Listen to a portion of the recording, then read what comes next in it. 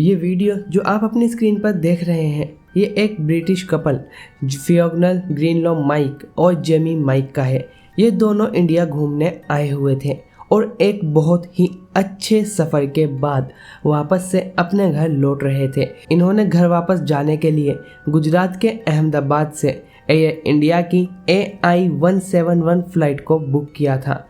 ये flight London के Gatwick जाने वाली थी। अनफॉर्चुनेटली उन्हें इस बात का नहीं पता था कि जिस फ्लाइट के लिए, जिस सफ़र के लिए वो इतना ज़्यादा खुश हो रहे हैं वो इनकी लाइफ का आखिरी सफ़र होने वाला है। अहमदाबाद के सरदार वल्लभ भाई पटेल इंटरनेशनल एयरपोर्ट पर एयर इंडिया की AI-171 flight Boeing 7878 dream liner अपने अंदर 230 पैसेंजर एंड 12 क्रू मेंबर के साथ एकदम तैयार खड़ा हुआ था। 8200 फ्लाइंग आवर्स के एक्सपीरियंस के साथ captain Sumit Sabharwal and 1100 flying hours के एक्सपीरियंस के साथ फर्स्ट ऑफिसर कुंदर कॉकपिट में मौजूद थे। करीब 1:38 पर प्लेन ने टेक ऑफ के लिए लाइन अप किया और 1:38 पर ATC से क्लियरेंस मिलने के बाद प्लेन ने टेक ऑफ कर लिया। एक सक्सेसफुल टेक ऑफ।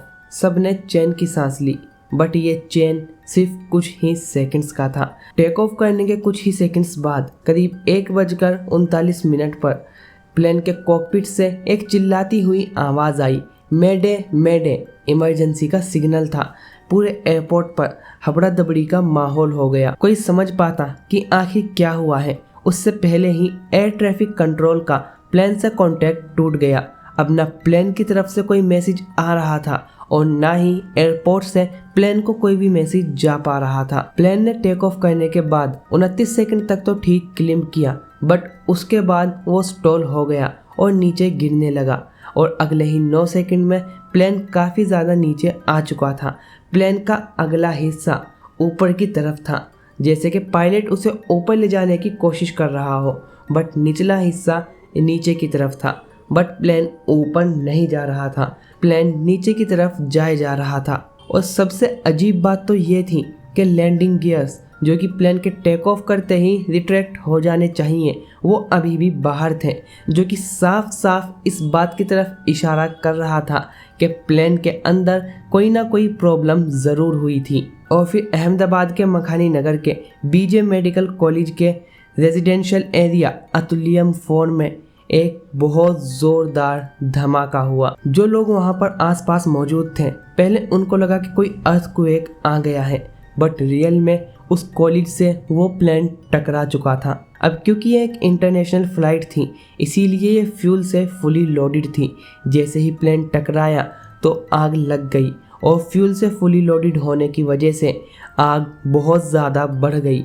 अब चारों तरफ आग ही आग थी। आसमान में सिर्फ काला धुआं था। वेलकम, माय नेम इज़ अकदस और हम बात कर रहे हैं 12 जून 2025 को अहमदाबाद में एयर इंडिया की फ़्लाइट AI-171 के एक्सीडेंट के बारे में। ये सिर्फ एक प्लेन क्रैश नहीं है, बल्कि ये एक ऐसी कहानी है जिसमें 241 लोगों ने अपनी जान गंवा दी और एक ऐसी कहानी जिसमें एक इंसान मौत के मुंह से वापस लौट आया। इस हादसे ने सब कुछ तबाह कर दिया। प्लेन में 242 पैसेंजर्स मौजूद थे, जिसमें से 241 ने अपनी जान गंवा दी। 229 पैसेंजर्स एंड 12 क्रू मेंबर इस हादसे में अपनी जान गंवा चुके हैं। पैसेंजर्स में 169 Indian, 53 British, 7 Portuguese and 1 Canadian citizen शामिल थे। गुजरात के फॉर्मर मिनिस्टर विजय रूपानी और एक British couple Fiongal Greenlaw Meek and Jamie Meek, जिन्होंने फ्लाइट के टेक ऑफ से पहले गुड बाय इंडिया का वीडियो बनाया था, वो भी इस हादसे का शिकार हुए। डॉक्टर प्रतीक जोशी और डॉक्टर कौमी व्यास जो अपने 3 बच्चों के साथ लंदन शिफ्ट हो रहे थे, वो भी इस हादसे में चल बसे। ज़मीन पर भी भयानक तबाही हुई। BJ मेडिकल कॉलेज के 5 MBBS स्टूडेंट एंड एक PG रेजिडेंट डॉक्टर मिसिंग हो गए। आर्यन राजपूत, मानव भादु, राकेश दियोरा और एक सुपर स्पेशलिस्ट डॉक्टर की प्रेग्नेंट वाइफ काजल सोलंकी ने अपनी जान गंवा दी। 50 से ज़्यादा मेडिकल स्टूडेंट्स जख्मी हुए और 21 से ज़्यादा डॉक्टर्स को बर्न्स और फ्रैक्चर्स आए। फॉर्चुनेटली इस सारी तबाही के बीच, इस सारे अंधेरे के बीच एक चमकता हुआ चमत्कार था। सीट 11A पर बैठे हुए विश्वास कुमार इस एक्सीडेंट से जिंदा लौट आए थे। को भी बिलीव नहीं होता कि मैं कैसे उसमें से जिंदा बाहर निकला, क्योंकि थोड़ा टाइम लेके तो मेरे को लगा था कि मैं भी मरने वाला हूँ, लेकिन जब मेरी आँख खुल के मैं देखा ना तो मुझे लगा मैं जिंदा हूँ। तो मैंने ट्राई किया, जब मेरी सीट थे वो मेरी बेल्ट निकाला, मैंने वो ट्राई किया जहाँ से निकल सकता वहाँ से, तो मैं निकल गया वहाँ से। मेरे सामने नजरों के सामने एयर होस्टल और दूसरे आंटी अंकल सभी उसमें मैच हो गए थे सभी। कुछ रिपोर्ट्स कहती हैं कि प्लेन के टकराने से पहले या प्लेन के टकराने के बाद जब प्लेन दो हिस्सों में टूट रहा था, वो प्लेन से बाहर कूद गए थे, जिस वजह से वो बच गए। उनको काफ़ी ज़्यादा इंजरीज आई हैं, काफ़ी सारे फ्रैक्चर्स हुए हैं और बर्न्स भी हुए हैं, बट इन सभी चीज़ों के बावजूद अब वो आउट ऑफ डेंजर है। एक्सीडेंट होते ही इमरजेंसी रिस्पांस टीम फौरन एक्शन में आई। गांधीनगर से 6 NDRF टीम और वडोदरा से 3 MDRF टीम फौरन एक्सीडेंट साइट पर पहुंच गई। Fire engine, ambulance, police units और इंडियन आर्मी भी वहां पर मदद के लिए पहुंच गई। JCB से मलबे को हटाया गया। जो मलबे के अंदर दबे हुए लोग थे उनको निकाला गया। चारों तरफ जली हुई बॉडीज थी। विक्टिम आइडेंटिफिकेशन के लिए BJ मेडिकल कॉलेज में DNA सैंपलिंग को शुरू किया गया। 13 जून 2025 तक NDRF ने 81 बॉडीज की आइडेंटिफिकेशन कर ली है और बाकी बॉडीज की आइडेंटिफिकेशन अभी भी चल रही है। फैमिलीज के लिए सपोर्ट सिस्टम को भी बनाया गया। एयर इंडिया ने अहमदाबाद, दिल्ली, मुंबई और लंदन गेटवे पर फैमिली और फ्रेंड्स के लिए सपोर्ट सिस्टम खोले। डोमेस्टिक और इंटरनेशनल हेल्पलाइन नंबर को जारी किया। ये जो आप अपनी स्क्रीन पर देख रहे हैं, ये एक डोमेस्टिक नंबर है और एक इंटरनेशनल हेल्पलाइन नंबर है। इन केस यू नीड इट, ये मैंने डिस्क्रिप्शन में भी दिया हुआ है, तो आप वहाँ से भी कॉपी कर सकते हैं और यहाँ से भी आप इसको लिख सकते हैं। सरदार वल्लभ भाई पटेल इंटरनेशनल एयरपोर्ट को टेम्परेरी रूप से बंद कर दिया गया था, बट विद इन 3 इयर्स इसके सारे ऑपरेशंस को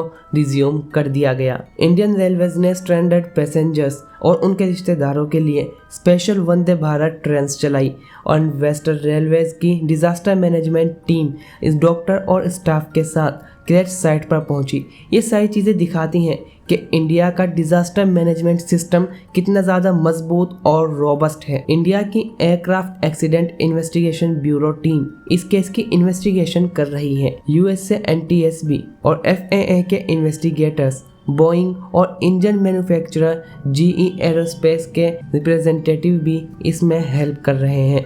UK गवर्नमेंट ने भी अपनी टीम भेजी है क्योंकि ब्रिटिश नेशनल भी इस हादसे का शिकार हुए हैं। बोइंग 787 ड्रीम लाइनर का यह पहला क्रैश है। इससे पहले इसका सेफ्टी रिकॉर्ड इमेक्युलेट था। 2013 में बैटरी इश्यूज की वजह से इसकी इमरजेंसी लैंडिंग कराई गई थी, बट फॉर्चुनेटली उस टाइम पर किसी को भी कोई इंजरी या फिर कोई एक्सीडेंट नहीं हुआ था। बट हाल ही में बोइंग के मैन्युफैक्चरर डिफेक्ट्स को लेकर विसल ब्लोवर एलिगेशंस भी सामने आई है। ये सब चीजें बोइंग और एयर इंडिया पर प्रेशर डाल रही हैं और पब्लिक के पास सिर्फ एक ही सवाल है, इस Boeing 787 dream liner safe? Home minister Amit Shah ने अपने बयान में कहा कि इस हादसे में किसी का भी बचना ऑलमोस्ट इम्पॉसिबल था एंड ये किसी चमत्कार से कम नहीं है कि विश्वास कुमार वहां से बच गए। Prime minister Narendra Modi BJ medical college में गए और वहां पर जो विक्टिम्स हैं उनसे उन्होंने बात की। एयर इंडिया की फ्लाइट AI-171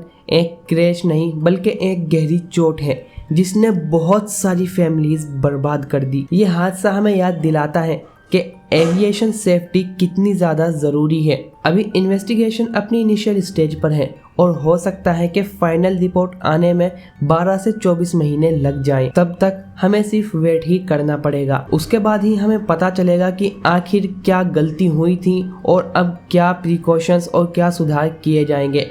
तो यही थी एक वीडियो जो कि मुझे लगा कि काफ़ी ज़्यादा ज़रूरी है बनानी।